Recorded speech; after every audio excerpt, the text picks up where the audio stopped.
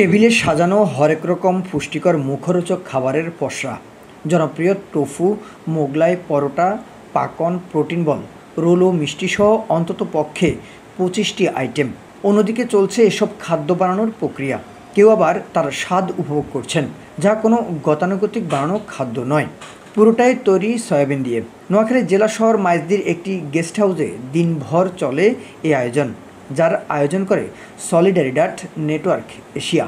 Soya ফুডের প্রদর্শনী হয়ে ওঠে নোয়াখালী ও লক্ষ্মীপুর জেলার সয়া খাদ্য উৎপাদনকারী নারী ও পুরুষ উদ্যোক্তাদের জন্য এক মিলন মেলা, যেখানে অনুপ্রেরণা দিতে যোগ দেন কৃষিবিদ, গবেষক ও পুষ্টিবিদরা।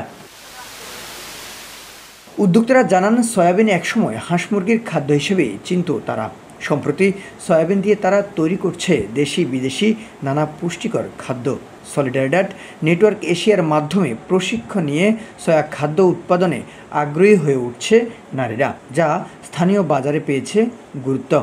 অনলাইনে বিক্রি হয়ে যাচ্ছে ঢাকার বিভিন্ন স্থানেও।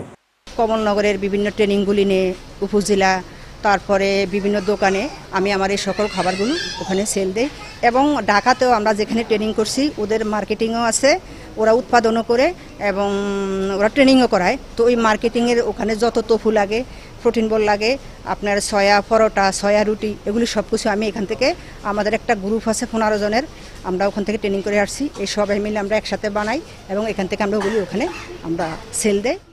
আসলে সয়াবিনের ভিতরে প্রচুর পরিমাণে প্রোটিন আছে, যে এটা একটা মানুষের খাদ্য। তো আমি সলিডারিডাট থেকে একটা ট্রেনিং পেয়ে আমি কিছু যে মানুষে খাইতে হলে কিভাবে প্রসেসিং করে খেতে হয় এই বিষয়ে একটা ট্রেনিং পেয়েছি। পাওয়ার পরে আমি কিছু দোকানের সাথে কন্ট্যাক্ট করেছি। তো দোকানদারদের কাছে আমি সয়া সানা, তারপরে সয়া পিঠা, সয়া কেক, মিষ্টি, দুধ এবং দধি এগুলা বিক্রি করি। ঘরে ঘরে নারী উদ্যোক্তা সৃষ্টি হবে। নারী উদ্যোক্তা সৃষ্টি হলে অর্থনৈতিকভাবে ওই পরিবারটা স্বাবলম্বী হবে এবং পরিবারটা স্বাবলম্বী হলে সমাজ স্বাবলম্বী হবে। সমাজ স্বাবলম্বী হলে আমাদের এই রাষ্ট্র স্বাবলম্বী হবে।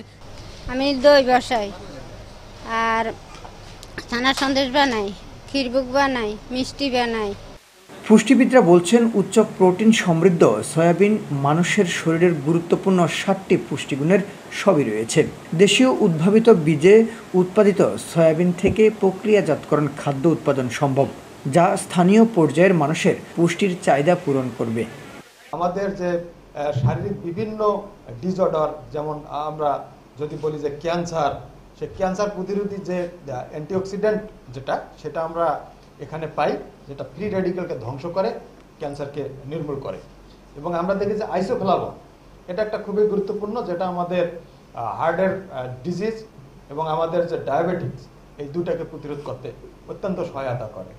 সুষম খাবার তৈরিতে প্রশিক্ষিতকরণের পাশাপাশি উদ্যোক্তাদের জন্য স্থানীয় পর্যায় থেকে জাতীয় পর্যায়ে মার্কেটিং চেইন প্রস্তুতে কাজ করছে সলিডারিডাট নেটওয়ার্ক।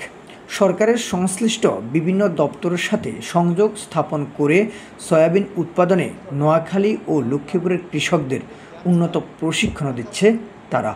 আমরা এটাকে ন্যাশনাল চেইনের সাথে আমরা একটা টায়ার ক্রিয়েট করার চেষ্টা করতেছি। লোকাল লেভেলে যে উদ্যোক্তাগুলো আছে তাদের আমরা ক্যাপাসিটি বিল্ডিং করে এবং তাদেরকে মেইন স্ট্রিম মার্কেট আছে সেই মেইন স্ট্রিম মার্কেটের সাথে সম্পৃক্ত করা। এই জন্য আপনারা জানেন, আমরা স্মল লেভেলের যে উদ্যোক্তারা লোকাল লেভেলে আছে তাদেরকে আমরা লিঙ্ক করে দিচ্ছি, যেই সকল উদ্যোক্তা ঢাকা লেভেলে বিভিন্ন ধরনের রিটেল চেইনগুলোর সাথে সম্পৃক্ত আছে। ইম্পর্টেন্ট হলো সয়াবিনের প্রোডাকশন বাড়াতে হলে বা সয়াবিনের যে ফুড মানুষকে খাওয়াইতে হলে এটা গভর্নমেন্টের এই যে এনজিওরা যে সলিডারিটি আগে আসছে, তারা তো এনজিও, তাদের তো ক্যাপাসিটি লিমিটেড। সুতরাং এটা গভর্নমেন্টের মাধ্যমে এই এনজিওদের সম্পৃক্ত করে বা বিশ্ববিদ্যালয়দের বা রিসার্চ অর্গানাইজেশন ডিএইকে সম্পৃক্ত করে আমার মনে একটা উদ্যোগ নিতে হবে। সয়া ফুড সুপারফুড সরকারি সহযোগিতা পেলে পুষ্টিকর খাদ্য হিসেবে সয়া ফুড নতুন সম্ভাবনা তৈরি করবে। দেশে তৈরি হবে নতুন নতুন উদ্যোক্তা। সুমন ভৌমিক, চ্যানেল 24, নোয়াখালী।